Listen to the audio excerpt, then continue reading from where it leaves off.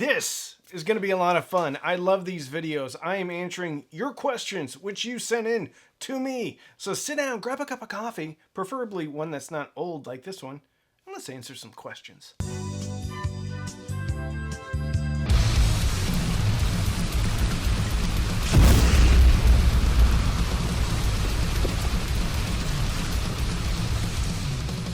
If you are new, please like this video and subscribe. You can always take back your like and subscription later. We have over 600 videos, everything from turntables, DACs, speakers, AVR, home theater, just about everything. So chances are there's something here for you. Thank you so much for watching, and please like and subscribe.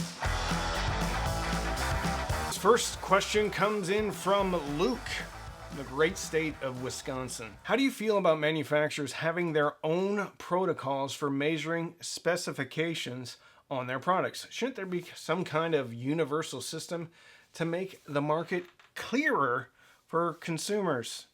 Yes, there should be. I don't know how that would ever be enforced though.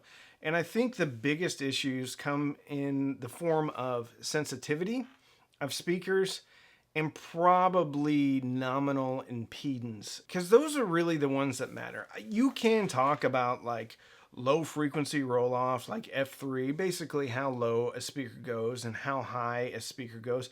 But those two specifications don't really tell the whole story about how a speaker sounds. You can have one that rolls off at 40 hertz but is super flat and there's no punch. You can have one that rolls off at 70 but maybe has a bit of a bump from 80 to 100, and that speaker feels really punchy. So frequency roll-offs don't tell the whole story. But when you are buying a speaker and maybe you have a tube amp and the sensitivity is listed as 90, 92, you should have no problem driving that speaker, but oftentimes people do. I think, not to name names, but I'm going to name names. I think Kef doesn't do a great job of rating their specifications accurately from nominal impedance and sensitivity. I think Klipsch may be a bit generous when they're rating their speakers. The thing about Klipsch though, they say maybe their speaker's 95. Well, even if it's only 90, it's still more efficient than most other speakers out there. But you are right. People do not have a standard to go by when they are rating their specifications. I don't think that's ever going to be fixed. I think people are going to get away with what they can get away with, and it's not like there's some overarching committee that really even cares. But if you go into it with kind of a grain of salt, then you can kind of make an informed decision, but always buy with a return policy so that if something happens and that speaker doesn't work out how you thought it would with your system, that you can return it. Great question. The Dude Areno from California. I've seen you in the comments before. As people age, some have various hearing loss in specific frequencies. Technically speaking, would that color audio reviews? Yeah, for sure. I think if somebody has a lot of experience though, then they're going to fundamentally work around that hearing loss. Maybe they don't even know about that hearing loss. So their brain is kind of compensating for it. If they do enough reviews though, if they listen to enough products, then it's kind of taking off the table because everything is done with that specific hearing loss. And I think you also have to consider history of the reviewer, because if they continue to get things right, or mostly right, or the feedback is like, hey, I tried this out, you liked it, I like it, I think it's great, I heard what you heard, then I don't think it really matters. I think I know I have some hearing loss from being on submarines because there's a lot of rotating equipment. I think my left ear doesn't hear as well as my right ear, but I get validation because when I do a review, oftentimes I'll get feedback that I kind of got it right. Now, I don't always get everything right, but I only report what I hear. So I'm not doing frequency response charts. I'm not doing any measurements. It's just what I hear. And I try to let people know what kind of room I'm in, what kind of source material I'm using, what kind of sources, what kind of amps. Everything colors things, from the amp to the DAC to the room. I think that if there's issues with a reviewer's hearing, then it's going to be known from the comments. People are going to get the speaker, get the piece of equipment, and they're going to say, this has not been my experience. If that happens a lot, then I think it's an issue. If it doesn't happen, then I think it's a non-issue. This question comes from Kurt from NAS Oceania. Very cool. How do you set up your NAS? NAS means network attached storage device. That could be anything from just a simple hard drive to what I have, which is kind of a fail safe. I have like 3 or 4 drives in there. So all the info that's on that is seen as a single drive. Mine is a Synology. When you're setting it up, you just kind of go through the prompts and it tells you how much, I don't know, backup, not as far as backup, but how much redundancy, I guess is a better term, that you want. And then I just go through and I put a music folder, overall big folder, and then I put my music in there based on artist. And then within that artist folder, I have the record folders, and within those record folders are the actual tracks. If you keep it consistent, then playback is pretty easy. Almost all the streamers have a network function. So if your Synology or your NAS is on the same network, which it really needs to be, as your streamer, like a Weem or an Andover Songbird or a Blue Sound Node or whatever it is, you can go into the settings on your streamer and just click network, and my NAS has always just shown up. There may be some specific folder hygiene that you have to do to get it to show up, but I've never had a problem. So I just go music, artist, records, and it's always worked out just fine. And Synology has a specific app to stream music from your NAS. So technically, I don't even need a streamer to be able to grab that music. I can just use the app. I can't remember what it's called. But I use Synology. It's the easiest thing for me. I'm not the sharpest knife in the drawer. If I can do it, you can do it.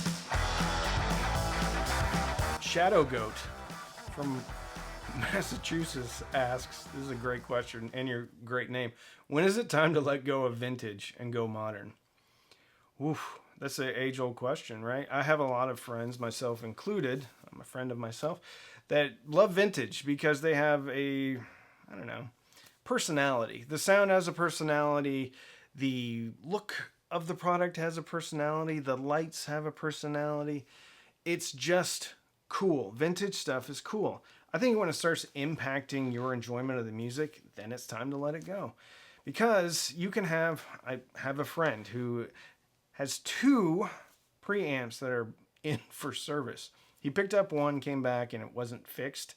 And then another one lost a channel, and he had to take it back. That's my threshold for when vintage gets pulled out, is when it impacts my enjoyment of the music. That could be a hum, obviously, if a channel goes out, or if there's obvious issues. But even a pronounced hum for me is somewhat of a deal breaker, because in between tracks I hear it and then I can't unhear it. With vintage audio, you have to go into it with the mindset that this is a classic car. Things are going to go wrong, and I'm probably going to have to get it fixed eventually.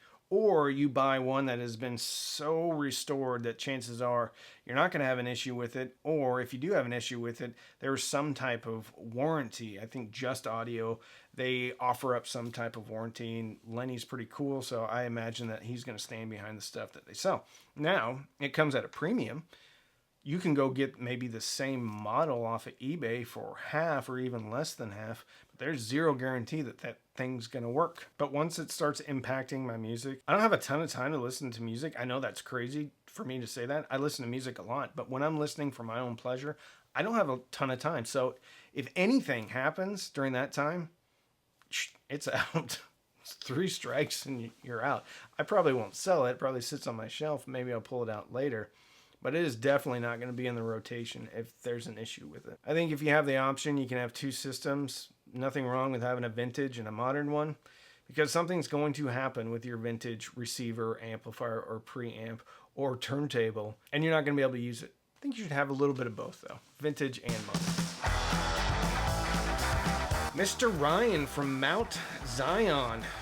What are the Warmest amps, receivers, integrated amps that you have demoed? Ooh, pretty easy, actually.